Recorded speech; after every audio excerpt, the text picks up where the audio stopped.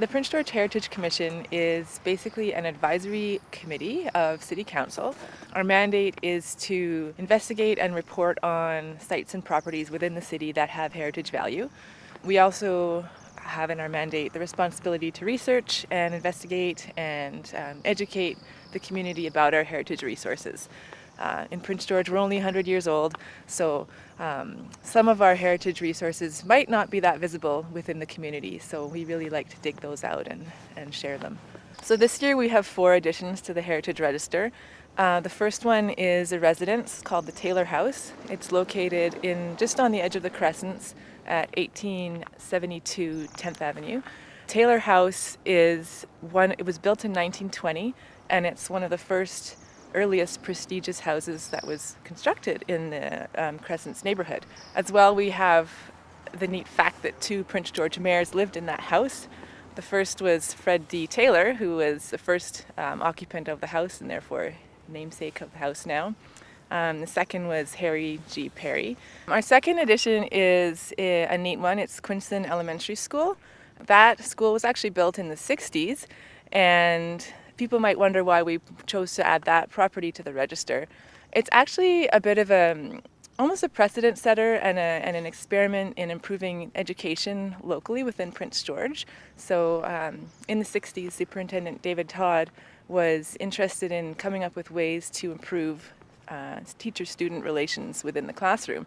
And Superintendent Todd and Trell Morrow, who's an architect and also a member of the commission, came up with the idea of changing classroom design. So Quinson has pentagonal classrooms. They've got 5 sides, and the 5th corner is sort of breakout space for independent student activity.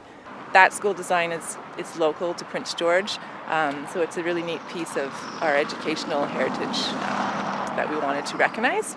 The final 2 additions this year are trees. We've got the set of trees behind me, the elm trees on Dogwood and Elm Streets in the Miller Addition. And we have the elm trees and a few mountain ash trees on Vancouver Street downtown.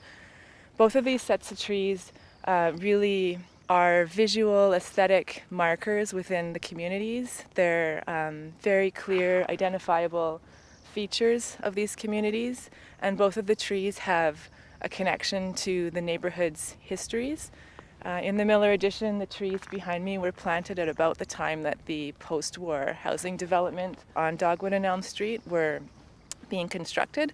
So they grew up pretty much with this neighborhood.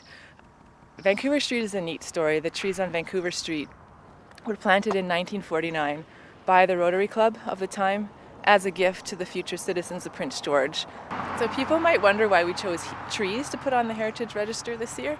And it's actually the case that people often associate heritage with old buildings, but there's a bit of a change in recent years in the discussion around heritage and a move towards what we're calling heritage values. The historical or heritage significance of a site or property can lie not just in its historical value or its architectural significance, but also in things like its cultural value or spiritual value, its social value, or its aesthetic value to the community. So there's definitely a move towards a more holistic view of what constitutes heritage. You can find more information about the Heritage Commission or the Heritage Register at princegeorge.ca, and we also have a nomination form on there if anyone's interested in nominating a property for the future.